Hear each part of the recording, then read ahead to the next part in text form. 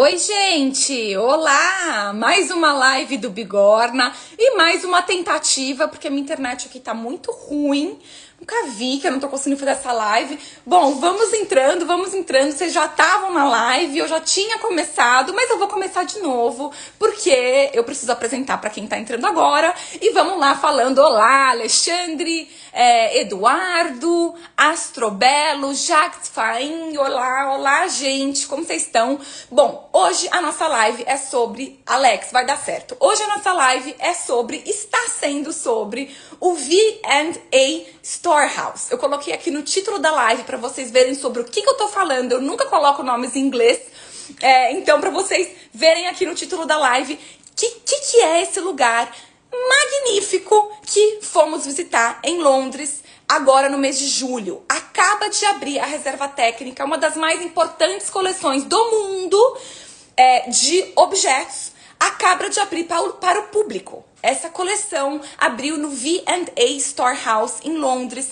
É uma coleção gigantesca que guarda 2.800.000 objetos. Esses 2.800.000 objetos dessa coleção estão sendo produzidos pelo homem nos últimos 5.000 anos. Então, são objetos, se vocês forem pensar, todos os tipos de objetos, tudo. A gente não tá falando apenas de pintura, escultura e vasos de porcelana. A gente tá falando de absolutamente tudo. De caixinha de perfume, de caixinha de alfinete, a vidro de perfume, a colares e pulseiras, a guitarra tocada pelo Bowie, um teto do século XV, a um piano, a uma casa modernista ou um escritório modernista do Frank Lloyd Wright. A gente tá falando de tudo. Ou seja, coisas que o homem produziu nos últimos 5.000 anos e que fazem parte da coleção do V&A.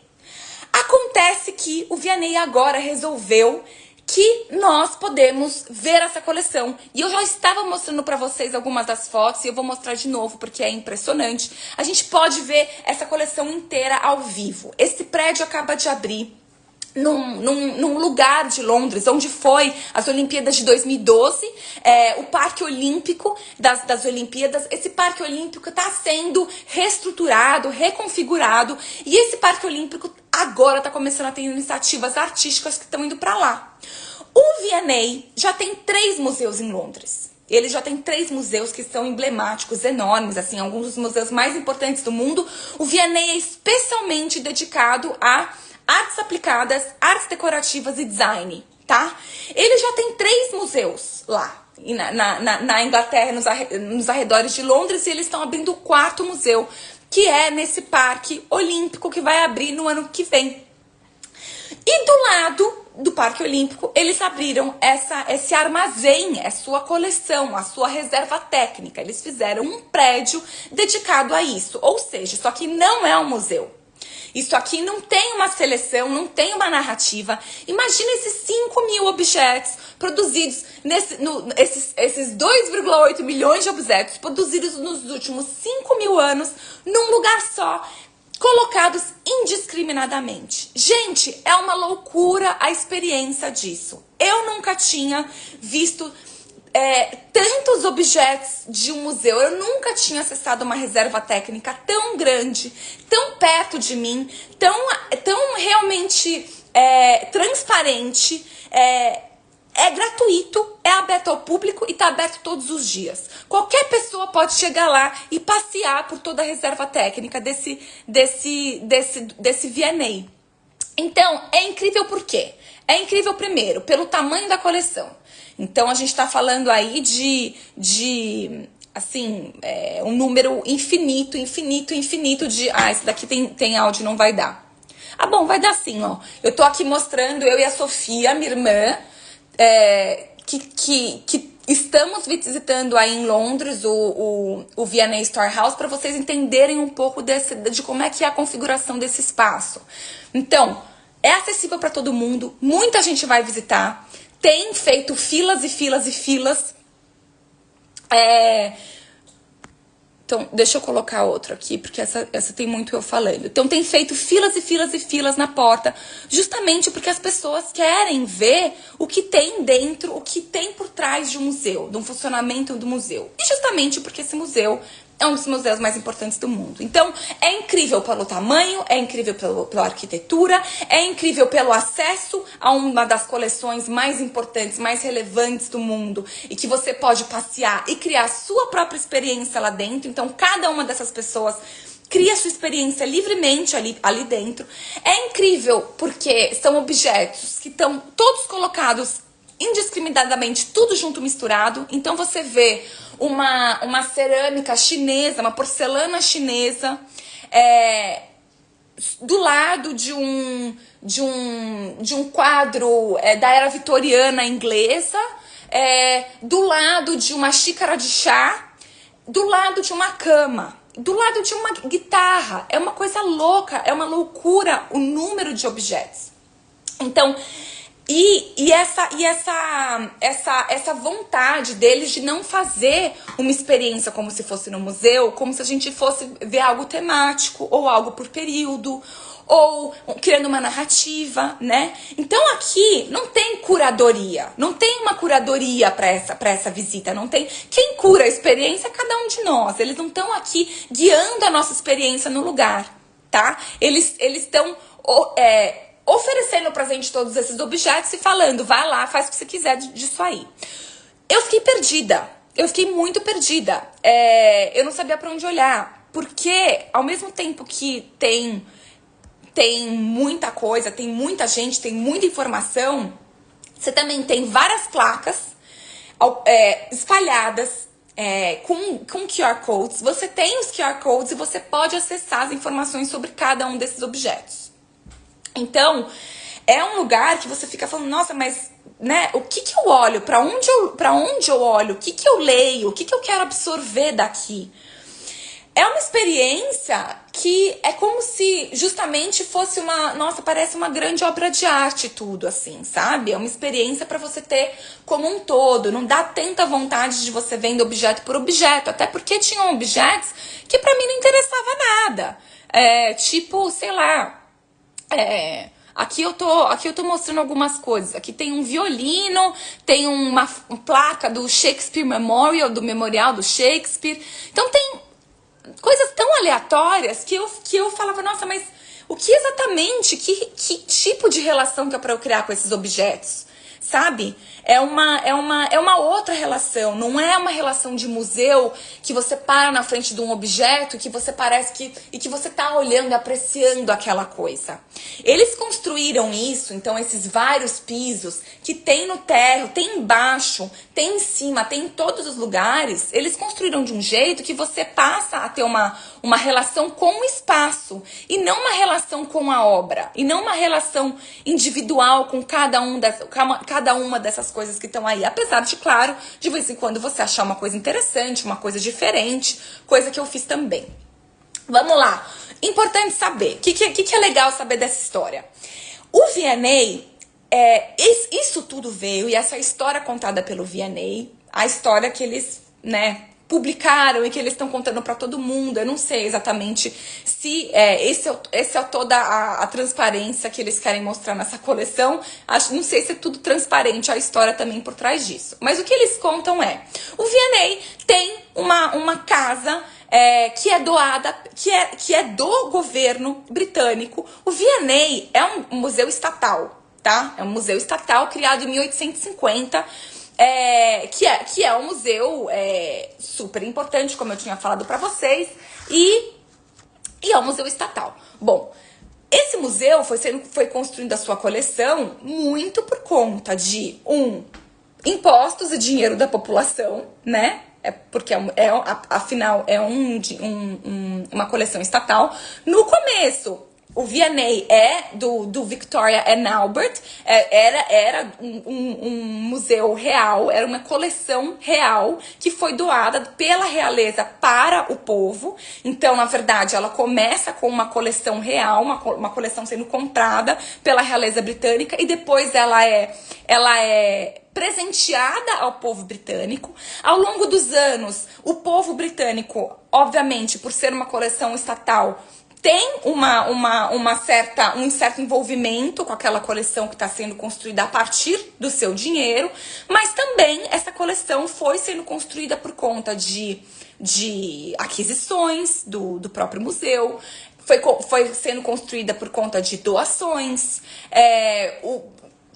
curadores da instituição adquirindo peças para a coleção que seriam importantes, outras tantas peças vindo a partir das exposições temporárias sendo feitas lá, outras tantas o próprio museu comissionou. Então, isso ao longo da história foi feito de diversas maneiras, né? Como essas obras foram parar dentro desse museu.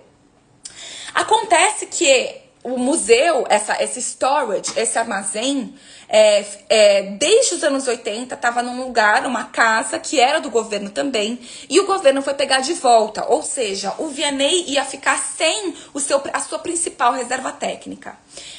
Nessa história que eles contam, ao invés de transferir de reserva técnica para reserva técnica, ou seja, de um lugar escondido ao público para outro lugar escondido ao público, essa coleção de quase 3 milhões de objetos, eles sentiram a necessidade de devolver para o público, para o povo, essa coleção que começou sendo do povo, né? Começou sendo real e que foi doada para o povo. Então, é uma coleção que, tecnicamente, teoricamente, é uma coleção que deveria ser vista por todo mundo, tá? Então, eles resolveram tirar a coleção daquele espaço e não levar para uma outra reserva técnica, mas abrir um espaço, inaugurar um espaço que fosse um espaço público, um espaço gratuito, aberto todos os dias para qualquer pessoa ir ver, e que qualquer pessoa pode ter acesso a essas coleções, a esses objetos. E a gente está falando aqui de, como eu falei, assim, desde coisinhas, desde miniaturas, ferramentas que a gente viu lá, até coisas gigantescas que ao longo desses anos muitas não foram vistas, porque justamente uma coleção de um museu às vezes não apresenta nem 1% da sua coleção. Um dado, o British Museum, que é um dos museus também que tem uma coleção maiores do mundo, tem 8 milhões de objetos. Apenas 1% está sendo exposto e não chega nem a isso. Então, quando a gente fala de coleções de museus, a gente tem que pensar que assim, o que a gente tem acesso quando a gente entra no museu, a gente pode pensar que é lá 1%, 2%, se o museu é muito grande. Agora, se o museu é menor, obviamente não, mas o acesso que a gente tem à coleção é assim, muito pequeno. E aí a gente pensa, né? Quais objetos estão expostos, quais objetos estão escondidos no museu? Aqui, nessa V&A Storehouse, são questões que eles tentaram resolver. Ou seja, tá, então a gente vai abrir a nossa coleção para expor o número máximo de objetos possíveis ao mesmo tempo, sem categorizar, sem hierarquizar quais são esses objetos, para as pessoas criarem a sua experiência com os objetos. Não somos nós, museu, que vamos criar e vamos falar o que vai ser exposto e o que não vai ser exposto. Tá? Então, é uma maneira do V&A fazer uma ação benéfica para o povo, benéfica para nós visitantes, ao mesmo tempo dizer que eles estão querendo mostrar outras narrativas, outras perspectivas. Eles estão querendo abrir a sua coleção para falar, não somos nós quem decidimos. Tem um pouco um posicionamento desse museu, que é um posicionamento interessante e importante. Alguém me perguntou alguma coisa aqui, deve trazer uma sensação de busca sem saber o que vamos encontrar. Alex, podemos pensar em várias reflexões sobre o que acumulamos durante uma vida e uma série de várias outras ramificações disso. Curioso. Alex, exatamente, adorei seu comentário, exatamente. A sensação você não sabe o que você vai encontrar, a sensação quanta curiosidade, mas o que esses objetos estão fazendo aqui? Não tô entendendo nada, deixa eu pegar aqui, deixa eu pegar o catálogo, essa sensação. Então, sim, a sensação é de curiosidade e, sim, quanto objeto que a gente acumula ao longo da vida. É uma doideira, né, a gente pensar nisso. É uma doideira a gente pensar que só um museu, só esse museu, tem 3 milhões de objetos produzidos pelo homem. Mas imagina quantos objetos a gente já não produziu. Pra onde vai tudo isso, né? Como é que a gente acessa isso? Pra onde vai isso? É uma loucura. E é uma crítica, e é algo a muito se pensar no momento em que o mundo não tem espaço mais pra gente, não tem, todo mundo tá dividindo, compartilhando espaço, né? O nosso espaço individual nesse mundo tá sendo questionado, e o número de coisas que a gente tem também, né? Tá todo mundo, tem muitas, né, pessoas pensando em como ser mais minimalista, como colecionar menos, como ser mais pocket, como ter menos objetos, como carregar menos coisa, como comprar menos livro. Isso é uma questão global, né, do mundo inteiro, pessoas do mundo inteiro pensando isso. E aí a gente chega numa coleção dessas que tá mostrando o contrário dessa sensação. Não o minimalismo, né, mas o como é over o número de coisas que o homem produziu, que o homem tem, que a gente acumula ao longo do tempo. Então, sim, Alex, você tá certíssimo nessa discussão que é muito, eu acho que é crucial para esse espaço. Pensar para onde vai todos os objetos que o homem vai produzir, que são obras de arte, mas que são todas as outras coisas. Alex, eu vou te dar só uma dica, uma referência para esse seu pensamento, isso que a gente tá falando aqui, do Bigorna. No ano passado, a gente foi para a melhor exposição que eu vi, que a gente elegeu aqui no Bigorna como melhor exposição, foi uma exposição que falava exatamente sobre isso. Sobre o acúmulo de objetos. E foi uma exposição que aconteceu em Veneza, uma exposição do Christoph Büchel, que a gente tem um monte de vídeos, eu fiz live, eu fiz vídeos do Bigorna falando sobre essa exposição. Era uma exposição que, diferentemente dessa Storehouse, tinha muito cheiro, tinha muito pó. Não, quer dizer, calma aí, cheiro não tinha tanto, mas tinha uma sensação, calma aí, eu retiro o que eu disse. A sensação não era de cheiro de pó. A sensação era de coisas muito velhas, muito que caíam em cima da gente. Era uma sensação de infinito de coisas, mas era uma sensação assim de que era um objeto, qualquer tipo de objetos que também é achado na rua, tinha uma coisa de lixo, de descartado, né? E é diferente dessa. Nesse lugar, nessa Storehouse, o que eles estão querendo aí é mostrar de uma maneira quase uma maneira organizada, né? Uma maneira bem ocidentalizada, organizada, em prateleiras, em vidros, com as categorias, com QR Code, né? Então, apesar de estar tudo junto e misturado, eles são colocados nos vidros e nas seções de acordo com o seu tamanho, de acordo com a dimensão da coisa. Apesar de estar tudo junto e misturado, tem uma sensação ali de você poder, de uma coisa asséptica quase, né? De bem assim, de museu que a gente imagina que seja limpo, que seja categorizado, que seja catalogado. Então, eu acho que é uma referência interessante. Então, Alex, se você puder, dá uma olhada nesse nosso vídeo que a gente fez no ano passado. Aí outra questão que é interessante, a gente tá aqui falando de uma coleção que é uma das maiores coleções do mundo. A gente tá falando de uma coleção na Inglaterra. E a gente tá falando de uma coleção que veio a partir da realeza britânica. Então, a gente tem que pensar e criticar também as coleções hoje, da onde que as peças vêm, né? E isso é uma discussão, não sei se vocês que estão aí me digam, de pessoas que estão assistindo, Carlos, Juliana, falem aqui pra mim se vocês estão acompanhando sobre essa discussão sobre a repatriação de obras nos museus e nas coleções. E essa discussão, gente, é muito importante, porque o que coloca em xeque? A gente fala assim, bom, o British Museum tem 8 milhões de objetos na sua coleção porque ele saqueou um monte de... Durante o Império Inglês e durante as colonizações, o Império Britânico e a realeza saqueou um monte de país e os artefatos e os objetos culturais daqueles países, né? Assim como acontece com o Brasil e Portugal, certo? Enfim, muita coisa de Portugal, especialmente ouro, saiu do Brasil. E as coleções europeias, então, passam a ser enriquecidas a partir do saque, a partir do roubo, né? Não é para o Louvre ser o lugar que é, enfim, se não fosse o Egito.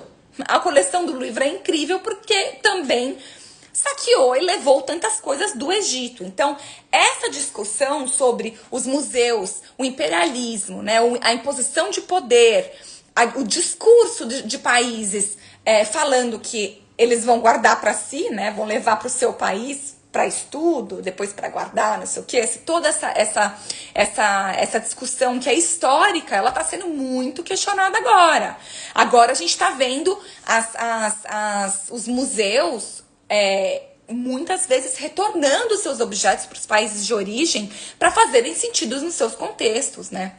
Então, tem muitos artistas falando sobre isso, muitos críticos falando sobre isso. Então, essa discussão da repatriação das coleções e da onde vêm os objetos, como que uma coleção foi construída, é algo que tem que estar aqui. Eles têm que pensar isso a hora que o V&A abre a sua coleção para o público.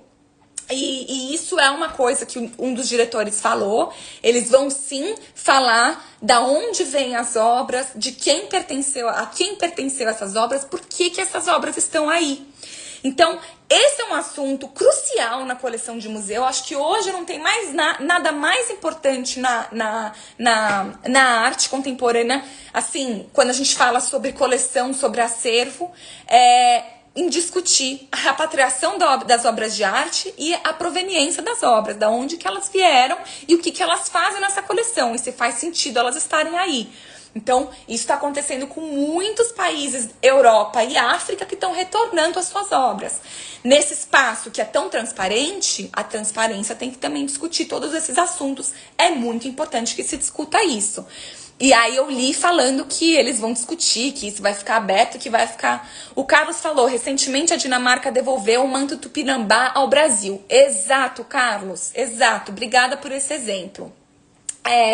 Esse exemplo é excelente. E é muito do que foi mostrado também, é um trabalho muito grande de uma artista indígena brasileira, né? Dos mantos Tupinambás, e de enviar cartas para instituições que estão com os mantos brasileiros, e ela, como indígena, reclamando de volta os mantos para o Brasil, e recentemente o Brasil sim recebeu o manto Tupinambá. Então achei ótimo você falar isso, Carlos. Sim, faz parte sim dessa discussão que a gente está falando. De olhos bem abertos. Eles falam que o Egito não tem condições de cuidar das peças, um nojo. Exato. Eles, não só o Egito, né? Sempre o discurso de países imperialistas que foram, enfim, imperialismo tem uma a gente tem que questionar quando a gente usa de novo essa nomenclatura, mas se a gente fala desses países que foram imperialistas e colonizaram e que levaram para os seus países aquela coleção, hoje em dia eles dão como desculpa o fato de que o país, que provavelmente é um país de terceiro mundo, é um país que não tem condições para guardar a sua coleção.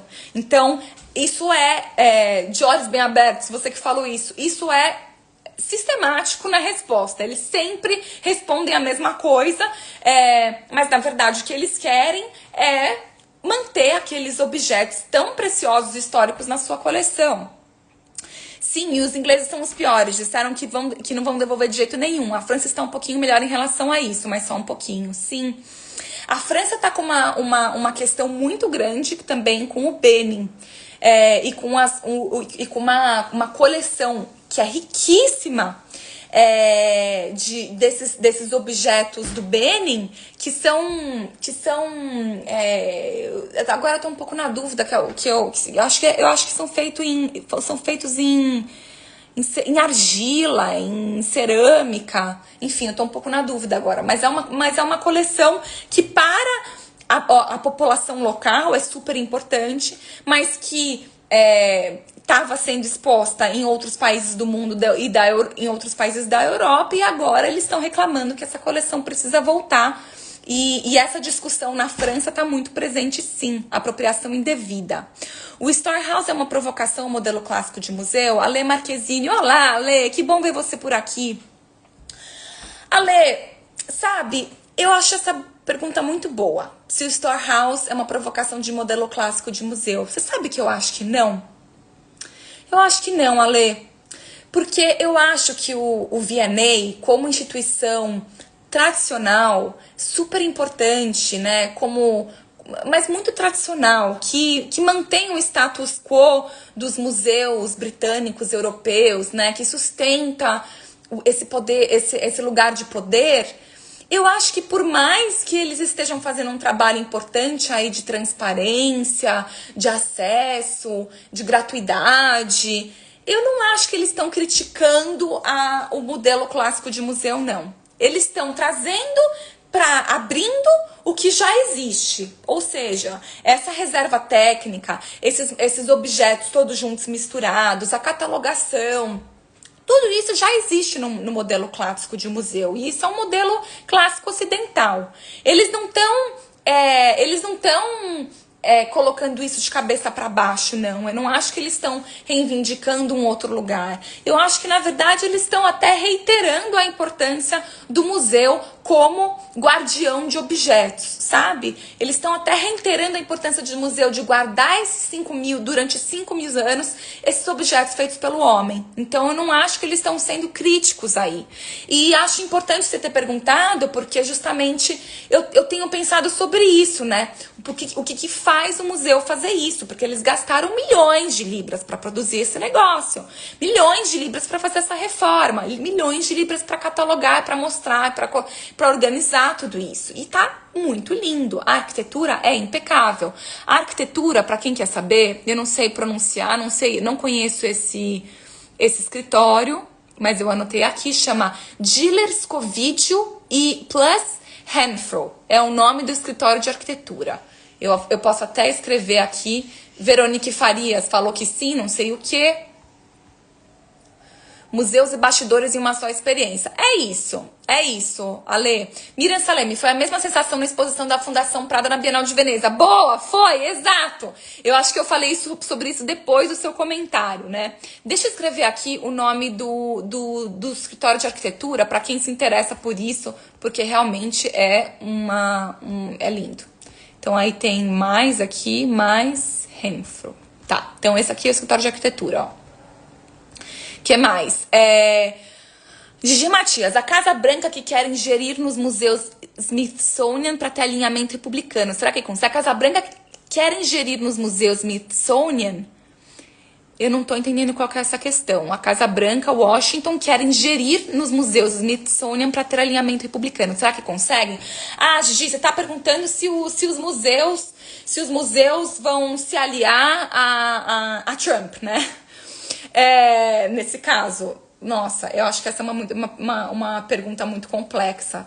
Eu não sei te responder. Não é nem esse assunto que a gente tá falando aqui, né? A gente tá falando de coleções, eu não tô falando aqui de posicionamento e alinhamento republicano. Eu acho que nessa questão de Gigi Matias é uma questão super complexa que aí, não sei, que cada museu precisa, mas acho que sim, reiterando, falando de novo, os museus têm sim um posicionamento político, os museus estão sim ligados ao Estado, isso em qualquer país, os museus sim aceitam e topam muita coisa por conta do Estado e também por conta de marcas, de empresas, tá? Então acho que nos dois lados, e quando é um museu estatal, eles lidam sim com o posicionamento, com o governo na situação, e quando é um museu privado, que tem investimento privado, investimento de empresas, eles também lidam com censuras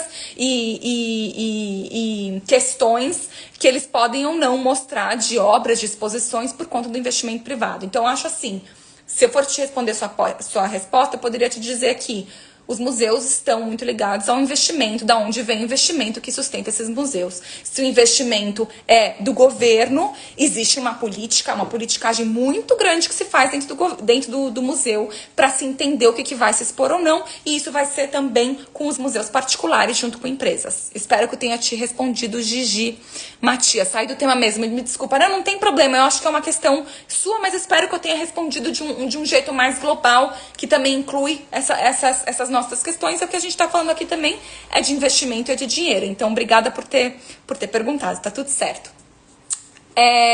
Então a gente tá falando aqui, né? Então, eu acho que essa live aqui, eu tô também tô querendo mostrar pra vocês qual que foi minha experiência, que foi essa experiência de, mesmo assim, de confusão, por que isso aqui existe, mas quanto objeto, mas que interessante, mas nossa, também não quero ver esses objetos.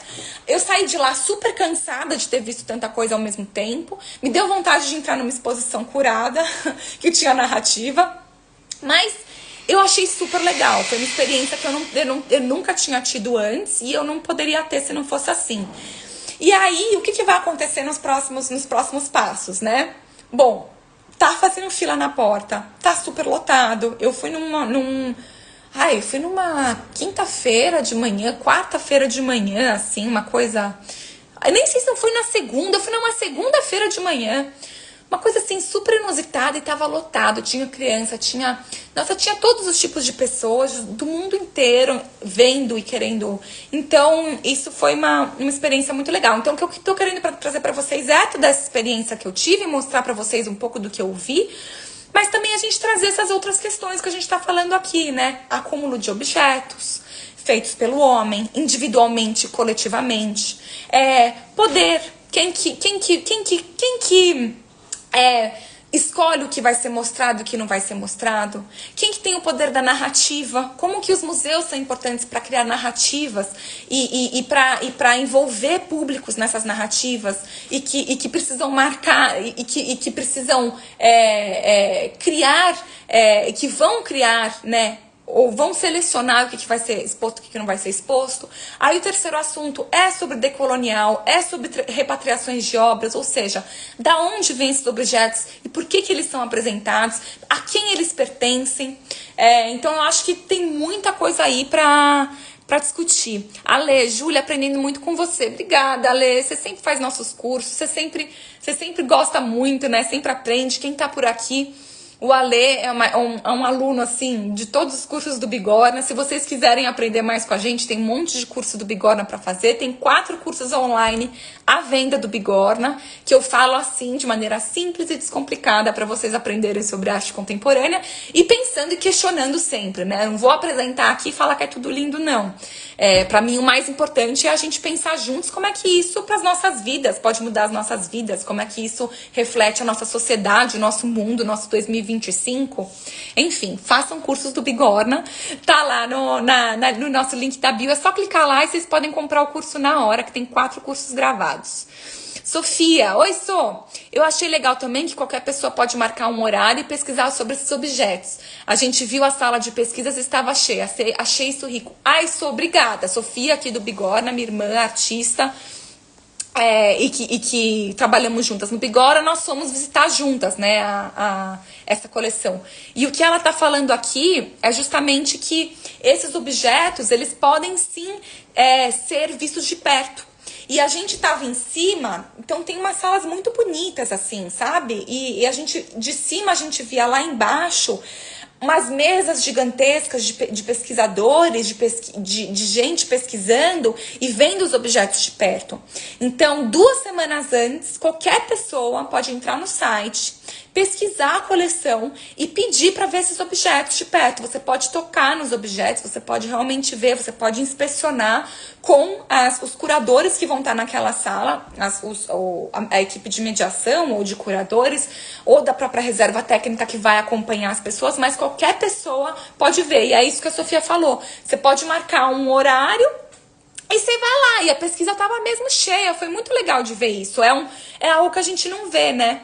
E aí a gente fala de uma coisa interessante, o quanto que esses objetos podem inspirar as pessoas, né? O quanto que isso pode nos inspirar. como amantes do design, como amantes de artefatos, como amantes de têxteis, das artes têxteis, das artes aplicadas, como interessados pela história do homem, como interessados por antropologia, por história. Então, todas as pessoas ali, eu acho que de alguma maneira se inspiram ao ver esse número de objetos, né? E principalmente acho que artistas, designers, criadores, né? Que vão arquitetos, músicos. Aqui a gente tá vendo um monte de instrumentos também musicais, misturado com cadeiras e com outros objetos, mas eu acho que é muito inspirador mesmo. Acho que é muito legal. Tem algo de inspirar os artistas, os designers, né? De hoje, de amanhã. Eu acho que isso é bem importante. Eu me senti inspirada ao ver o que todos, assim, o que as gerações, né, tantas gerações atrás de mim produziram, né, de objetos. E é muito interessante. Aí, outra coisa legal falar, que a Sofia ama, a Sofia falou, vai amar, é enlouquecedor. Saímos exaustas, é mesmo. É enlouquecedor mesmo, a gente saiu acabada. Mas a Sofia vai gostar de eu falar disso aqui também. Que lá tem o David Bowie Center.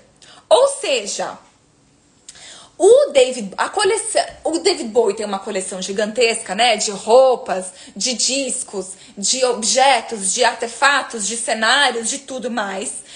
Parte dela foi exposta no V&A, naquela exposição que foi pro Brasil. Não sei quem lembra daquela exposição lindíssima no MIS sobre o Bowie, David Bowie. Essa era uma coleção original, é uma exposição originalmente do V&A, desse museu, não desse espaço aí, né? Não desse acervo, mas do museu. E então o V&A, eles agora fizeram uma parceria com a coleção do Bowie, o arquivo do Bowie, Bowie Foundation, e eles agora estão recebendo, a partir de setembro, vai abrir um espaço totalmente dedicado a David Bowie aí dentro, ou seja, mais uma maluquice dentro desse lugar. Quem mais tem perguntas? Qual o objeto mais curioso? Ale Marquezine, o objeto mais curioso, gente do céu, como a gente viu coisa. Eu não faço noção do que é o mais curioso do que eu vi.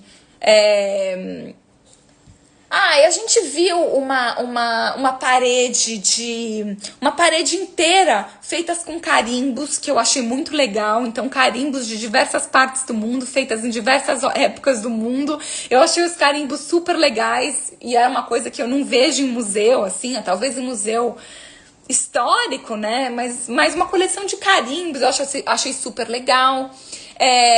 A parte das porcelanas, as porcelanas chinesas estavam maravilhosas, eu achei super legais, mas talvez não seja tão curioso assim.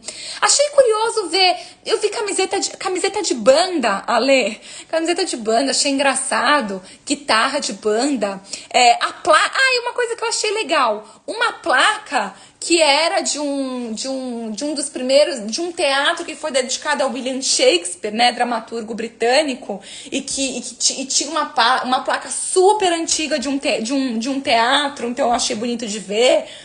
É muito doido, é muito aleatório. Quem mais? Tem um teto inteiro do Oriente Médio. Lembra? Tem sim, é um teto do século XV. Isso foi interessante mesmo. E é um teto que há séculos ninguém vê. Então, aqui agora tem essa possibilidade, esse espaço, né? Eu li que o maior palco pintado por Pablo Picasso, criado em 1924 para o balé russo, está disponível. Nossa, Ale, que incrível! Isso a gente não viu. Eu acho que a gente não viu. Em 1924, não vi. Nossa, a coleção do Bowie, de olhos bem fechados. Sim. Quando eu perco suas lives ao vivo, eu fico triste. Delícia essa troca. Alex, que bom. Sim, é ótimo. Eu faço todas as terças. E eu vou tentar fazer mais esse horário. Que é 2 da tarde aqui em Portugal e 10 da manhã no Brasil. Mas que bom que você gosta de participar das lives. Alex perguntando, tem cursos ao vivo também? Alex, tem cursos ao vivo também. Os cursos ao vivo, eles são o que a gente faz é que a gente divulga antes. Então, quando o curso vai acontecer, a gente divulga, abre as vagas para vocês comprarem o curso. Vocês podem fazer as aulas comigo e é muito gostoso, é uma delícia, porque as aulas são ao vivo e aí essas aulas ficam gravadas e sendo vendidas depois, tá? Fica atento que a gente vai ter um curso, o nosso próximo curso vai ser sobre Bienal de São Paulo, então eu já tô avisando pra vocês aqui, a gente vai pra Bienal de São Paulo em outubro e vai ter curso ao vivo também, vai ter encontro ao vivo também, Alex, provavelmente vai ser em novembro desse ano, tá? Então fica ligado que a gente vai ter cursos ao vivo vindo por aí. Carlos Mota, adorei o horário porque vive em Portugal. Boa, Carlos, que bom. Bom saber, gente. Mandem. Ai, gosto quando vocês falam. Ó, gosto desse horário, não gosto desse. Porque às vezes eu fico muito. A gente fica assim, um pouco na dúvida de vocês, quem que vai entrar, quantas pessoas, qual o melhor horário. Então é ótimo vocês falarem. Chego em Sampa amanhã, Alex, que bom, você vai estar aí para a abertura da Bienal, fica ligado sim, Bienal de São Paulo abre em setembro, curso do Bigorna, provavelmente em novembro, mas vai ter visita guiada ao vivo, vai ter visita guiada, Alex, se você quiser, farei visita guiada ao vivo e a gente vai avisar tudo já já. Gente, eu acho que é isso, tô falando sobre isso há um tempão, acho que vamos fazer um encontro de bigorners em São Paulo. Ale, vamos sim, encontro de bigorners e vai ter visita guiada na Bienal e eu vou adorar encontrar vocês, quero sim. Então, eu acho que é isso. Deixa eu ver se tem mais alguma coisa interessante de falar.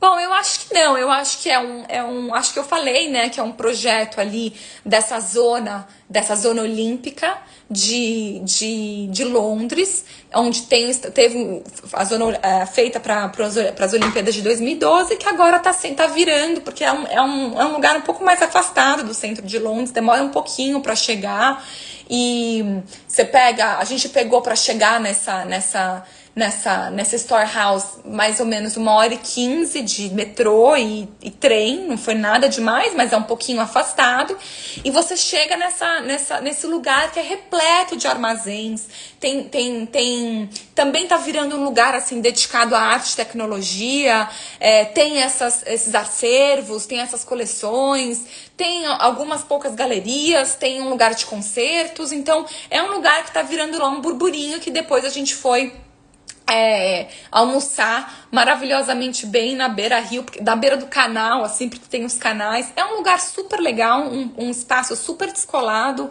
um bairro super descolado de Londres, e que agora esse V&A Storehouse tá lá. Então, para quem tiver a possibilidade de ver, vale muito a pena. Não estaria no circuito turístico de vocês, mas eu acho uma experiência muito interessante. Eu acho que rende muitas questões, rende muita conversa, é interessante estar lá, é lindo de ver, a arquitetura é maravilhosa, tem um café dentro, tem estrutura para tudo, tem um monte de mediadores, é muito legal, tá muito bem pensado e muito bem feito, e eu acho que rende muitas questões. Então, quem puder, se algum dia vocês puderem visitar, tiverem o privilégio, como nós tivemos de ir para Londres, vão visitar esse espaço, tá bom?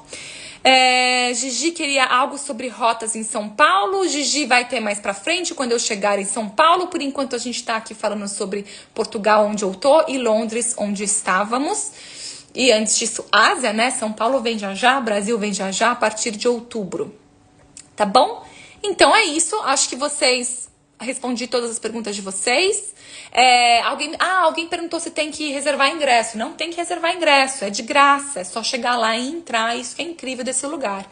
Londres e as instituições britânicas têm isso, que é uma coisa assim, né? Nossa senhora, como pode você Edina, olá, hi, hello dear, Edina, que trabalha comigo aqui em Portugal, um prazer vê-la por aqui. Então, olha, o que acontece as instituições britânicas é absurdo, porque elas são gratuitas para o público. Os museus são gratuitos para o público. Você só paga as exposições temporárias. Então, você paga, por exemplo, Grayson Perry, que a gente tem um vídeo aqui no Bigorna. Eu amei essa exposição, tá incrível. A gente já postou o vídeo aqui no Bigorna. Você paga para entrar. Nós não pagamos porque somos imprensa, mas você paga pra entrar. Aí, exposição do Do Rosu. A gente vai postar um vídeo aqui, acho que na semana que vem, maravilhosa, desse coreano maravilhoso, a gente pagou pra entrar. Tirando essas exposições, Jenny Savile, a gente também postou aqui um vídeo falando sobre ela, uma exposição incrível, a gente também pagou pra entrar. Mas tirando essas exposições que são temporárias, todas as coleções britânicas, elas são gratuitas. Então, não são obras vindo externamente, né? A coleção mesmo dos museus, elas têm o acervo, ele é gratuito. Então, o acesso é pro público ir, pro público ver. Isso é uma coisa assim que você não vê em lugar nenhum. É incrível o que você pode acessar de coisas, como também a coleção do Turner, que a gente postou aqui pra vocês. Eu fiz um vídeo no Turner, na frente da coleção do Turner. Postei aqui pra vocês uma coleção do British Museum. É uma coleção gratuita. A gente viu uma coleção inteira de um dos pintores mais importantes do mundo, mais incríveis, que eu amo de morrer, e é de graça. Então, é muito doido, assim. Eu acho que a Inglaterra tem uma coisa, quando se fala de cultura, que é incrível, que é a acessibilidade, gratuidade, para ver coisas que são, assim, as melhores coisas do mundo estão lá. Assim, né? Então, e você pode ter acesso a elas. Tá bom? Oba, Do Rosu, Miriam. Ela aprendeu. A Miriam aprendeu sobre o Do Rosu comigo no curso da Coreia. Eu conheci o Do Rosu na Coreia. O trabalho dele na Coreia, eu estudei muito sobre o trabalho dele e eu falei sobre ele, sobre o Do Rosu na live antes de eu visitar a exposição da Tate, que a gente visitou e que foi maravilhosa. Atrasada, vai ficar gravado? Edamir, fica gravado. Não tem problema, você vai poder ver toda essa conversa aqui, tá gravada aqui no Instagram do Bigorna. Tá bom? Gente, obrigada por estarem aqui comigo. Marquem na agenda que semana que vem tem mais. Terça-feira, provavelmente às 2 da tarde. A gente vai postar antes o flyer para vocês se organizarem. E nos vemos depois. Até lá, vamos postando vídeos do Bigorna. Façam comentários. Quem quiser se inscrever na newsletter pode se inscrever, para vocês não perderem informações do Bigorna. Vocês recebem também os conteúdos que a gente postou na semana. É só entrar no link da bio do Bigorna, aqui no nosso Instagram, e escrever o e-mail de vocês. Aí, amanhã, quarta-feira, todas as quartas-feiras, sai a nossa newsletter e vocês recebem na caixa de vocês, para vocês não perderem também. E cursos do Bigorna, cursos online, também tá ali no link. Cursos comigo. Vocês podem fazer, tem 4 cursos à venda, que são maravilhosos. E é isso aí. Obrigada, gente. Obrigada. Até a próxima live. Beijo, beijo. Tchau, tchau.